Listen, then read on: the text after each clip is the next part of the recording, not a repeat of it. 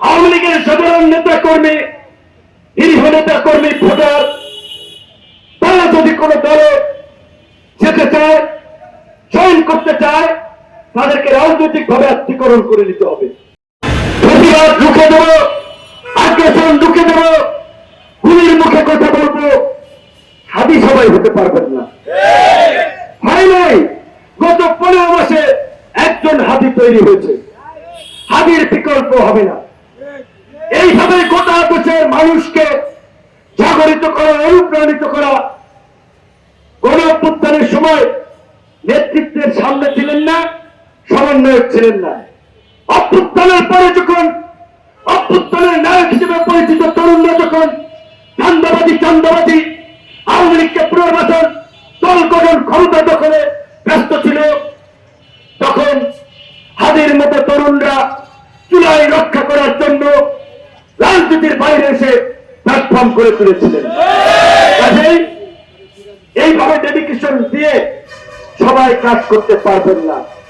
সর্বশেষ আমি একটি কথা বলতে চাই, হুঁশিয়ারি দিয়ে বলতে চাই, সতর্ক করে বলতে চাই, আমরা বারবার বলে আসছি, আওয়ামী লীগের সাধারণ নেতা কর্মী, নিরীহ নেতা কর্মী, ভোটার তারা যদি কোন দলে যেতে চায়, জয়েন করতে চায়, তাদেরকে রাজনৈতিক ভাবে আত্মীকরণ করে নিতে হবে। কারণ আওয়ামী লীগ বাংলাদেশের একটা পুরনো রাজনৈতিক দল, রাতারাতি আওয়ামী লীগকে বিলীন করে দেওয়া যাবে না, এটা সত্য। তো এখন আওয়ামী লীগ যারা করে, তারা যদি আপনার সাথে রাজনীতি করতে আসতে চায়, সেটা বিএনপি বলেন, জামাত বলেন, সমস্ত দল আপনারা নেন, তবে যাচাই বাছাই করে নেন। কারণ এরা কিন্তু সুই হয়ে ঢুকে ভাল হয়ে বেরোইতে চায়। কাজেই এই যে আজকে আমাদের আশেপাশে থেকে যারা আমাদেরকে নিয়ে ফাঁদ তৈরি করছে, আমাদের ক্ষতি করার জন্য পাশে ঢুকছে, এতে খেয়াল রাখতে হবে। এবং একই সাথে আজকে আমরা বারবার বলে এই সরকারকে, এই সরকারের যেমন কিছু ভালো দিক রয়েছে, তেমনি কিছু চরম ব্যর্থতার দিক রয়েছে। সবচেয়ে ব্যর্থতা হচ্ছে স্বরাষ্ট্র মন্ত্রণালয় এবং আইন শৃঙ্খলা পরিস্থিতির ব্যর্থতা। এই ধরনের পরিস্থিতিতে চিহ্নিত অপরাধী এখন যারা গোপনে গোপনে মিছিল মিটিং করছে, রাজনৈতিক তৎপরতা চালাচ্ছে, এদেরকে চিহ্নিত করে গ্রেপ্তার করা দরকার। ঢালাও ভাবে অমিত্রা ধরলে কিন্তু কাজ হবে না। আজকে নির্বাচন নিয়ে সংশয় তৈরি হয়েছে, নির্বাচন থেকে প্রার্থীরা নিজেদেরকে গুটিয়ে নিচ্ছে নিরাপত্তা সংকটের কারণে।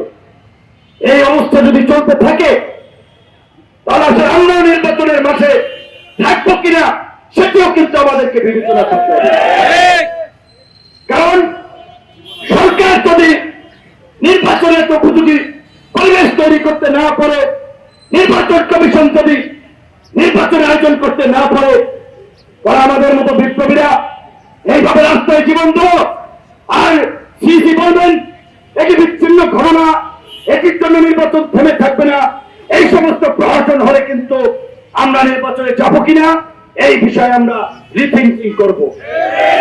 আমরা সরকার এবং নির্বাচন কমিশনকে বলতে চাই, অবিলম্বে সারা দেশে সারাশি অভিযান চালিয়ে দুর্বৃত্তদের গ্রেপ্তার করে বন্দুক দিয়ে, বন্দুকের লাইসেন্স দিয়ে আমাদের কয়জনকে নিরাপদ করবেন। এইভাবে নিরাপত্তা নিশ্চিত হবে না, গোটা দেশকে নিরাপদ করতে হবে, আইন শৃঙ্খলা বাহিনীকে ফাংশন করতে হবে, তাদের সঠিক নজরদারি প্রয়োজন, গোয়েন্দা নজরদারি প্রয়োজন। যেইভাবে সেই ব্যবস্থা নিলে জনগণের নিরাপত্তা নিশ্চিত হয়, সেই দিকে আপনাদেরকে হাঁটতে হবে। অন্যথায় আপনাদের দায় এড়ানোর সুযোগ নাই।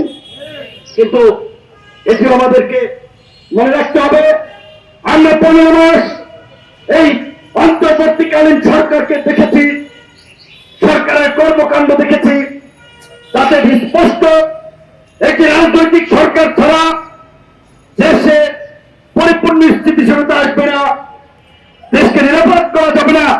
তাই যে কোনো সংকটের মধ্যে আমাদেরকে সেভাবে একটি অবাধ সুষ্ঠু নিরপেক্ষ নির্বাচন করা যায় সেই বিষয়ে আমাদেরকে ভাবতে হবে।